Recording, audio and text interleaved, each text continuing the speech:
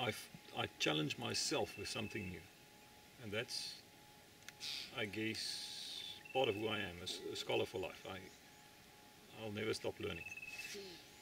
And when I go through a new process, I have to process it differently. I have to look at different stuff, and that's a challenge to me, and I enjoy that. I embrace it, and then when I go back to my own place, I track better. My own tracking skills had improved just by being in a different place. And I guess in terms of people from the US coming here, just learning a little bit about tracking, is to just see how it can be done in a different way. To experience a couple of different things, different animals. I mean, a rhino looks like a big animal that's easy to track, but those big footprints can just disappear to nothing. I know that. So the challenge is not only to figure out where the thing had gone, but to just figure out which way its head was pointing when it was standing there. But you'll most likely find when you get back home and you start tracking whatever you're tracking back home, it's going to get easier. It just helps you to break through a ceiling. And we constantly hit those ceilings. And it's because we don't have enough diversity that we hit those ceilings. More than I guess anything else.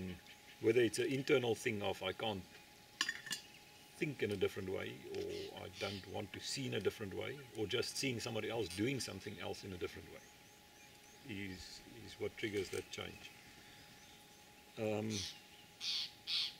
I also guess something that's worth mentioning is, and I think Neil pointed it out yesterday, is to experience Africa not in a tourist way. To do something where you walk the land, where you share space with the animals, and not only look at them.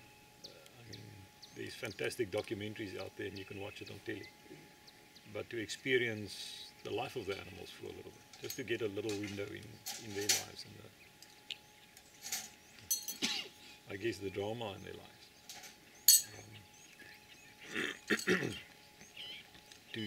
To be able to track a rhino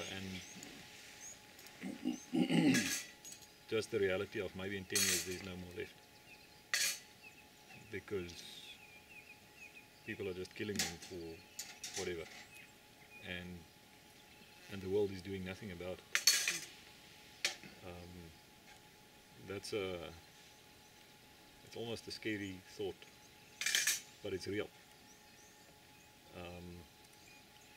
So that's a big thing, I think.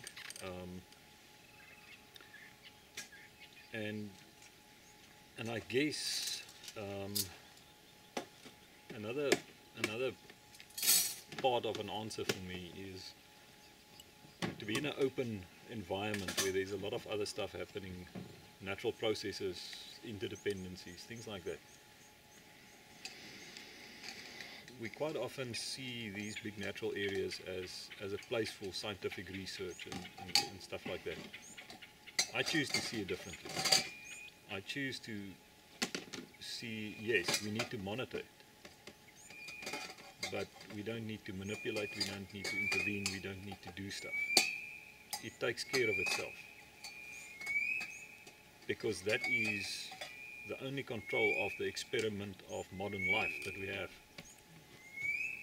I mean, research is nothing if there's not a control somewhere in that experiment. And this is not the experiment. The experiment is the life out there. And whenever things go funny there, we can always relate back to this. But if we don't have the control anymore in that experiment, the whole thing is just nothing. Yeah, if we don't know what normal was, yeah, then we don't know what we've reached. Yeah. Right. I mean, the reality for us is we've been walking around in the African bush now for 10 days. And the typical tourist that might visit a safari lodge sits on the vehicle terrified of everything that walks past. Yes. And we'd been walking around and we were fine. Right. Right. We'd been living here, camping, and crawling out of tents in the middle of the night to go to the loo or whatever, and nothing happens because this is how it's been for so many years.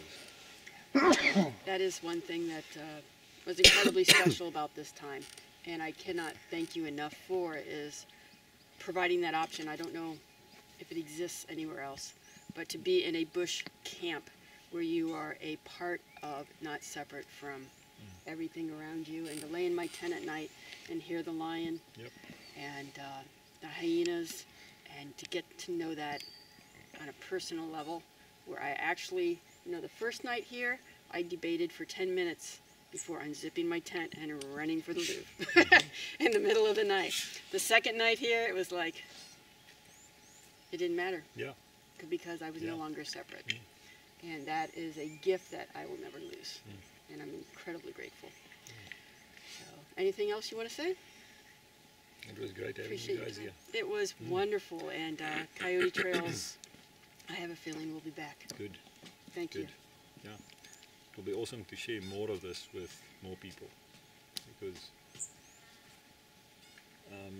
I guess if every individual in the world can just have one of these moments, a 5-day or 10-day stint in the wilderness, the world will be a far better place than what we are. I agree. And each of us too. We'll be richer. Thanks. Thank you.